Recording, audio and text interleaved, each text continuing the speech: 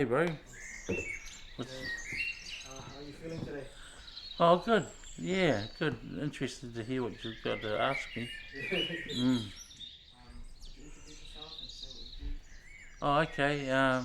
Kia ora tātou. I'm Inia Taylor, Maori Kai Tamoko, and here at my studio at Moko Inc. in West Auckland. Yeah. When I started out, there was, basically almost no Maori tattooers around, and the ones that we did have weren't very good, and they didn't know what they were doing. But the Samoans were leaps and bounds ahead.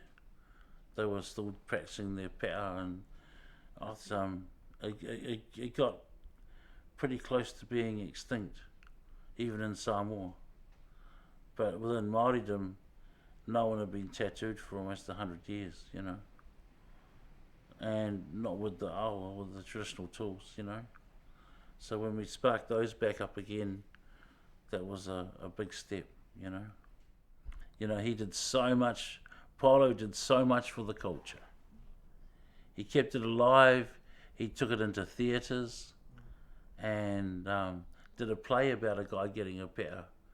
And during the process of the play, two guys got their pēa as it was running.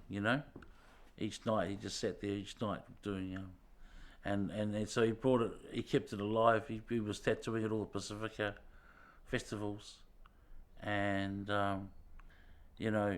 single-handedly he was the only one full-time working like this, being a full-time Tufuga and dedicating his life to it. Um, and he said that to me. I used to go out. I was working on film, and I'd go out and see him on the weekends and make traditional tools and learn about them and stuff like that. And I'd bring out friends and I'd tattoo them at Paulo's place.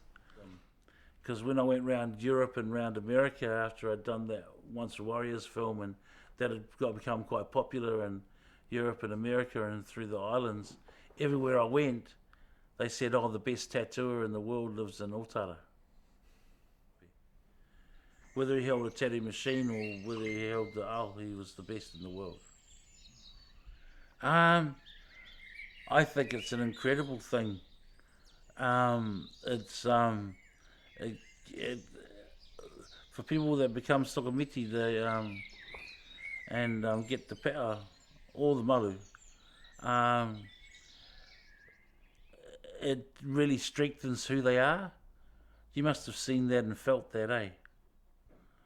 And I remember there being quite a while ago there was a scare about self harm and suicide amongst young Polynesian men and women, and so from small things, big things grow. And if you can think that 30 years ago there was basically no such thing as a Maori tattoo, or Tamoko was for all intents and purposes was extinct.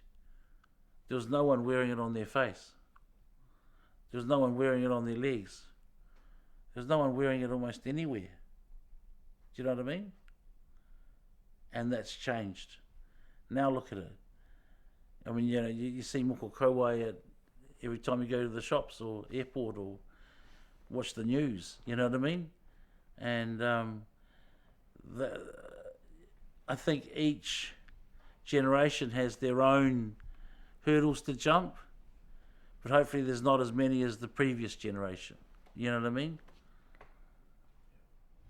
And to feel whole, you need to have that sense of belonging, and not only that, but fitting in. And now you share this experience, which was probably one of the most incredible experiences of your life, with your father. So no longer is there that rejection either, eh? It's bridged the gap, definitely. Yeah, it's bridged that gap. Yeah, and that's what it was supposed to do. Paulo used to tell me the pēa gives you the patience of a mother. And that's why it emulates the whole giving birth. the time frame it takes, the pain that you're in, the vulnerability, the lying around with everyone staring at you, the whole thing is the same. You know, once you start, you cannot stop, you know, and the whole thing is like, even the Proverbs about being unfinished is about being halfway between born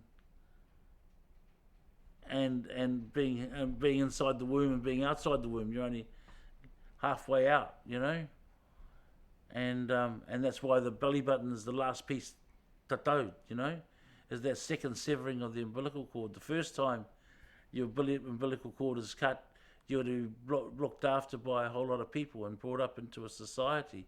The second time, when you get your pe'a and it's filled in black, is to signify that you are ready to do the bringing up of people. You know, when I was young, when I was 15 and 16, I felt like I was at a party that I wasn't invited to because I couldn't find a job. You know, I wasn't. It was really, really tough, and you weren't necessarily wanted. You know, finding a flat was hard. Finding a job was hard. Finding anywhere you belonged was hard. Hopefully, with things like the pe'a, we can actually create an environment in which young people are wanted and feel like they belong, feel like they're valued, feel like they're an important part, which they are. They're our future. But it's like the jealousy of Tufuga trying to hand the reins over. They don't really want to do it, Sometimes with our, we got to be careful that we're ready to hand the reins over to our young people, to let them make mistakes, to let them to grow up and be who they are, and be the vital part of our society that we need them to be.